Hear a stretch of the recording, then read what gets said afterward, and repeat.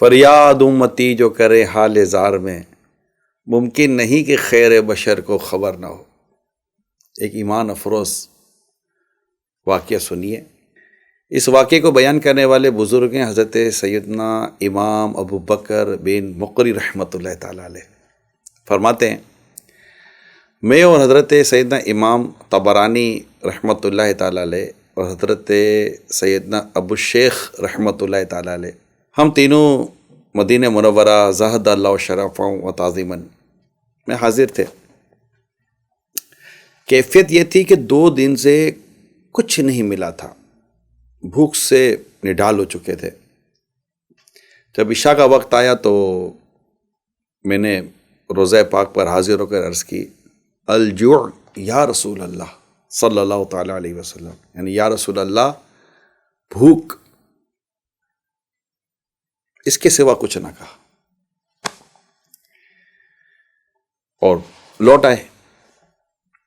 اچھا، میں اور ابو شیخ رحمۃ اللہ تعالیٰ علیہ سو گئے اور امام طبرانی رحمۃ اللہ تعالیٰ علیہ یہ بیٹھے کسی کا انتظار کر رہے تھے۔ اتنے میں کسی نے ہمارے دروازے پر دستک دی، نوک کیا دروازے کو۔ ہم نے جب دروازہ کھولا تو ایک علوی بزرگ تشریف لائے ہوئے تھے، اور ان کے ساتھ 2 غلام تھے اور ان کے پاس کھانے سے بھرے ہوئے تھال تھے۔ وہ علوی بزرگ کہنے لگے کہ شاید آپ صاحبان نے بارگاہ رسالت صلی اللہ تعالیٰ علیہ وسلم میں بھوک کی شکایت کی ہے، کیونکہ میں نے خواب میں اللہ کے آخری نبی محمد عربی صلی اللہ تعالیٰ علیہ وسلم کا دیدار کیا، اور پیارے آقا صلی اللہ تعالیٰ علیہ وسلم مجھے فرما رہے تھے ان کو کھانا کھلاؤ، یعنی آپ کی طرف اشارہ کر کے اور آپ کی طرف رہنمائی فرمائی کہ میں آپ کو کھانا کھلاؤں۔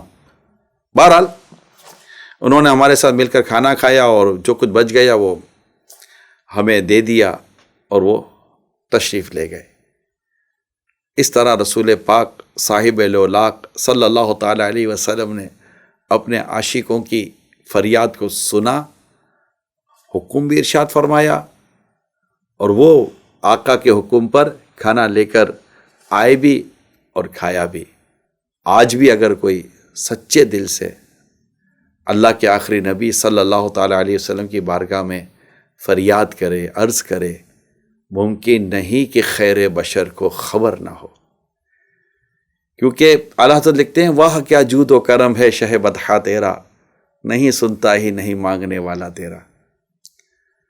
اللہ تعالی ہم سب کو عشق رسول میں جینا اور عشق رسول میں مرنا نصیب فرمائے۔ صلو علی الحبیب صلی اللہ تعالی علی محمد۔